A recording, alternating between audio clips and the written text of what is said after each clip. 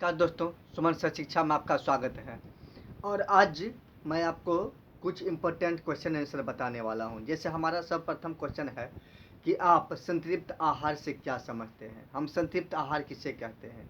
हमारा दूसरा क्वेश्चन है कि संतुलित घोल या संतृप्त घोल से आप क्या समझते हैं। और उसके बाद कुपोषण से आप क्या समझते हैं। ये 3 इम्पोर्टेंट क्वेश्चन जो अक्सर परीक्षा में पूछे जाते हैं। तो सबसे पहले हम लोग ये जान लें कि संतृप्त घोल किसे कहते हैं।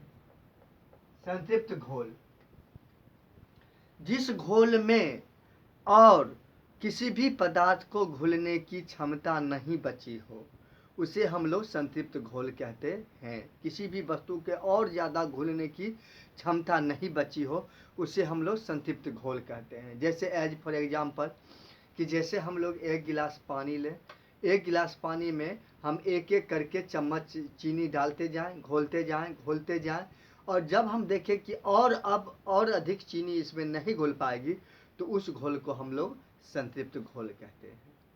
यही प्रयोग आप दूसरी चीज़ों पर भी कर सकते हैं। दूसरी भी चीज़ों को घोलने का प्रयास करें और जब आप देखें कि अब और चीज़ नहीं घुल रही है तो उस घोल को हम लोग संतृप्त घोल कहते हैं। अब दूसरा क्वेश्चन, संतुलित आहार किसे कहते हैं।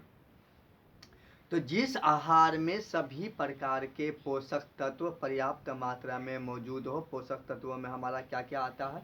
पोषक तत्वों में कार्बोहाइड्रेट, प्रोटीन, वसा, विटामिन, खनिज लवण, आहारी रेशे, ये सारी चीज़ें जिस भोज्य पदार्थ में पर्याप्त मात्रा में मौजूद हो उस भोजन को हम लोग संतुलित आहार कहते हैं।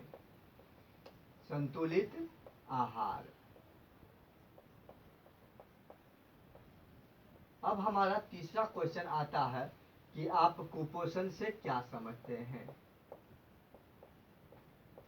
कुपोषण से क्या समझते हैं।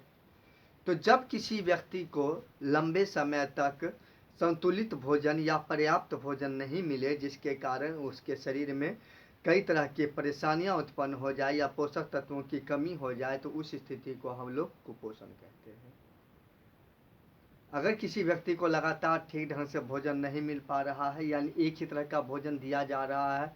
अब जैसे अगर आप हर रोज़ रोटी या सब्जी ही खाते हैं और एक ही तरह की सब्जी रोज़ या आलू की ही सब्जी खाते हैं और इधर रोटी ही खा रहे हैं तो सिर्फ आपके शरीर को क्या मिल रहा है। तो कार्बोहाइड्रेट मिल रहा है और वसा मिल रहा है या मंड मिल रहा है। बाकी जो और पोषक पदार्थ है वो तो आपको मिल नहीं रहे हैं। तो आप लंबे समय तक अगर इसी प्रकार का भोजन करते हैं तो आपके शरीर में कई तरह के पोषक तत्वों की कमी हो जाएगी और इसी को आपको कहा जाता है कुपोषण की स्थिति और वैसे व्यक्ति को कुपोषित व्यक्ति कहा जाता है। तो आज भर के लिए इतना ही। आज हम लोगों ने जाना कि संतृप्त घोल किसे कहते हैं। जिस पदार्थ में या जिस घोल में और अधिक पदार्थों के घुलने की क्षमता नहीं हो उसे हम लोग संतृप्त घोल कहते हैं। उसी तरह से जिस भोजन में या जिस आहार में सभी प्रकार के पोषक तत्व पर्याप्त मात्रा में मौजूद हो उसे हम लोग संतुलित आहार कहते हैं। और कुपोषण किसे कहते हैं। तो जब किसी व्यक्ति को लंबे समय तक पर्याप्त संतुलित आहार ना मिले और उसके कारण उसे कई तरह की परेशानियां हो तो इसे हम लोग कुपोषण कहते हैं और वैसे व्यक्ति को हम लोग कुपोषित व्यक्ति कहते हैं। तो आज हम लोगों ने सिर्फ 3 इम्पोर्टेंट क्वेश्चन जाना।